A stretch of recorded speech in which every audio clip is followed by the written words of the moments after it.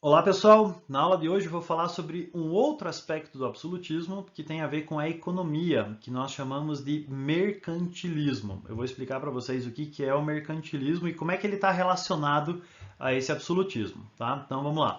Então, primeira coisa, né, só conceituando absolutismo. Absolutismo é o poder absoluto do rei, é quando o rei tem poderes absolutos, quando ele governa sem limitação para o seu poder. E os principais teóricos que nós temos para o absolutismo são Maquiavel, né, que escreveu o livro chamado Príncipe, Os Fins Justificam os Meios, é melhor ser temido que ser amado. Thomas Hobbes, que escreveu o livro chamado Leviatã, para evitar o caos social é melhor a gente ter um governante. E Jacques Bossuet e Jean Baudin, que defendem a ideia do direito divino, que era, na verdade, a ideia mais utilizada para explicar o poder do rei. Né? O rei manda porque Deus quis assim.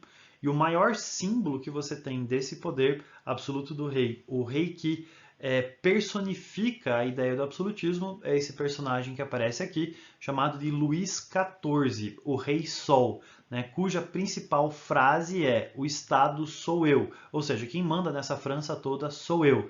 Ele construiu aquele palácio de Versalhes, né, onde é que ficava uma sociedade de cortes puxando o saco dele, né, dessa nobreza que orbitava em volta do rei. Se você não assistiu o vídeo da Maria Antonieta, assiste lá, tá? É um vídeo bem interessante para você entender um pouco mais sobre essa sociedade de cortes.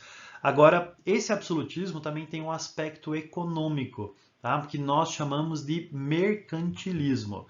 Então, durante a Idade Média, a gente tinha o feudalismo, né? Feudalismo é um tipo de política socioeconômica na qual a riqueza era considerada a terra. Quem tinha mais terra era mais rico. Hoje nós estamos no capitalismo. E entre o feudalismo e o capitalismo, você tem o desenvolvimento do mercantilismo, que é aquilo que eu vou explicar para vocês agora. Então, o que é o mercantilismo? Primeira coisa, o mercantilismo é uma política socioeconômica que defende a ideia do metalismo. O que significa isso? Riqueza é metal precioso. Então, o grande objetivo da política mercantilista ou da economia mercantilista é o acúmulo de metais preciosos. Tá? Então, o que é importante aqui? O que você precisa saber? Primeiro, o tipo de papel, o tipo de dinheiro que nós utilizamos hoje, né, a nossa riqueza, é chamado de papel moeda. Então nós temos cédulas de papel, mas essas cédulas de papel, elas representam uma parte de uma riqueza que está acumulada num determinado lugar, né? Porque o papel ele não tem valor por si só. O papel moeda ele representa uma parte de valor de algo que dá lastro, que dá valor para esse papel. Até porque se eu pegar o pedaço de papel e rasgar ele no meio, né, ele perde o seu valor. Né? Se eu pegar uma nota de 10 e rasgar ela no meio, eu não tenho duas notas de 5. Né? Ou por que para resolver o problema de pobreza a gente não começa a imprimir um monte de dinheiro e vamos distribuir dinheiro para todo mundo? Né? Não é assim que funciona, porque o papel moeda ele representa uma parte de uma riqueza que o país tem, normalmente em reservas cambiais ou reservas de ouro. Né? Se você assistiu La Casa de Papel, né, especialmente a segunda temporada, você entende um pouco mais sobre isso daí. Então, a ideia aqui do mercantilismo é que você precisa acumular um metal precioso, que é aquilo que tem valor por si só, especialmente o ouro. Né? O que o ouro tem de especial? Né? Primeiro, ele é raro. Né? Segundo, ele não enferruja, ele não oxida, ele pode ficar 400 anos embaixo do mar e continuar brilhante. Tá? Ele é extremamente mole e maleável, né? Que faz com que você possa cunhar diversas coisas diferentes com ele. Por isso que o ouro ele acaba se estabelecendo como o padrão de riqueza. E no metalismo você tem tanto o ouro como a prata como os símbolos de riqueza, os símbolos de metal precioso que precisavam ser acumulados, tá? Então, metalismo é a ideia de acumular metal precioso, principalmente ouro e prata. E para um país conseguir fazer isso, ele precisava manter uma balança comercial favorável. Então, o que significa isso? Então, aqui você tem uma imagem que representa a balança comercial. A balança comercial é a diferença entre tudo que um país vende, as suas exportações, e aquilo que o país compra, que são as suas importações. Quando nós importamos mais do que nós exportamos, a nossa balança comercial é desfavorável, ou seja, nós perdemos mais dinheiro do que nós ganhamos, porque a gente compra mais produtos e quando a gente compra produto, o dinheiro do nosso país vai para outro país, né, e a gente perde dinheiro. Então, numa balança comercial desfavorável, nós compramos mais do que vendemos. A ideia é você manter uma balança comercial favorável, ou seja, você tem que vender mais, exportar mais do que importar. Então, você precisa vender mais para os outros países, para que o ouro, para que a riqueza dos outros países venha para você do que você comprar. E para você manter uma balança comercial favorável, né, você precisa estabelecer duas coisas. Primeiro, protecionismo. Protecionismo significa você criar impostos, taxas alfandegárias, por exemplo, que dificultem a vinda de produtos de fora, né? Deixa eu dar um exemplo para vocês. Por que eu não posso comprar um videogame ou um eletrônico, um iPhone, por exemplo, pelo eBay ou pela Amazon e comprar dos Estados Unidos e vir aqui para o Brasil porque lá é mais barato? Por que eu não posso trazer um produto de fora, né, pelo correio, por exemplo, dos Estados Unidos para cá, sendo que ele custa mais barato lá fora do que aqui? Porque quando esse produto chega aqui no Brasil, ele vai parar na Receita Federal, que vai taxar esse produto, vai colocar um imposto, uma taxa alfandegária em cima desse produto, que vai fazer com que esse produto custe tão caro. E por que o governo brasileiro faz isso?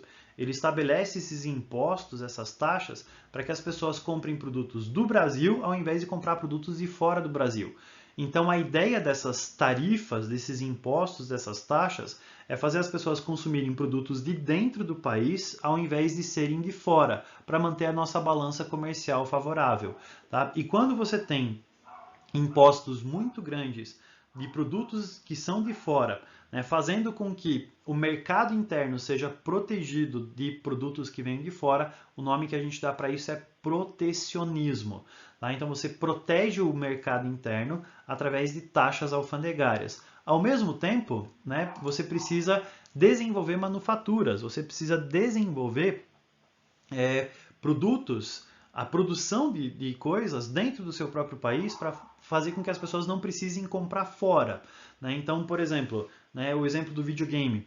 Né? Ao invés de você comprar um PS, né, um PS4 que venha da China ou que venha dos Estados Unidos, você começa a produzir ele na Zona Franca de Manaus para que o brasileiro compre um videogame produzido no Brasil e não na China, protegendo o nosso mercado interno, mantendo a nossa balança comercial favorável.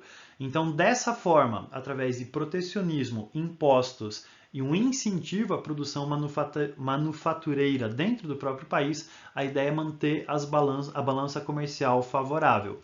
Agora, e se o país for pequeno, como por exemplo Portugal e Espanha, se ele não tem minas de ouro e de prata em suas terras, se ele não consegue manter uma balança comercial favorável, o que ele deve fazer então? Ele deve fazer um processo de colonialismo, ou seja, ele deve procurar colônias, ele deve expandir os seus mercados para que ele possa conquistar novas terras e utilizar essas terras para enriquecer.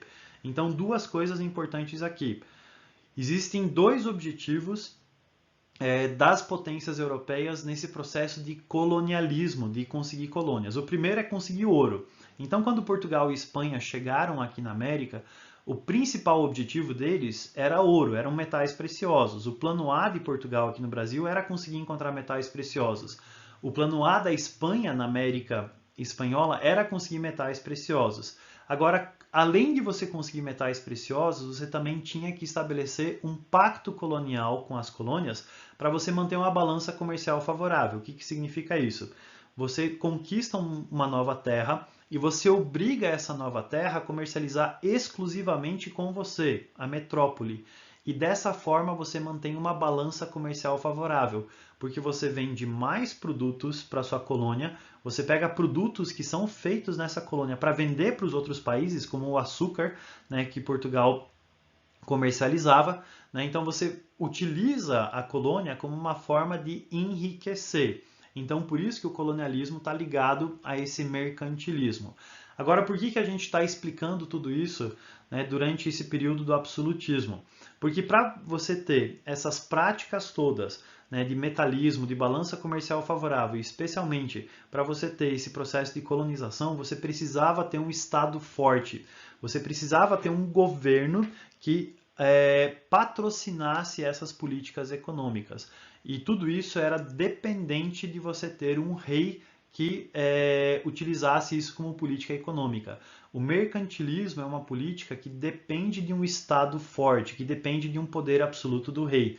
E o principal responsável por adotar essas medidas econômicas era o governante, era o rei. Tá? Por isso que o metalismo, o mercantilismo, eles estão associados a esse absolutismo, porque existia essa dependência de você ter um governante forte, de você ter um poder absoluto do rei, para que ele pudesse desenvolver essa política mercantilista.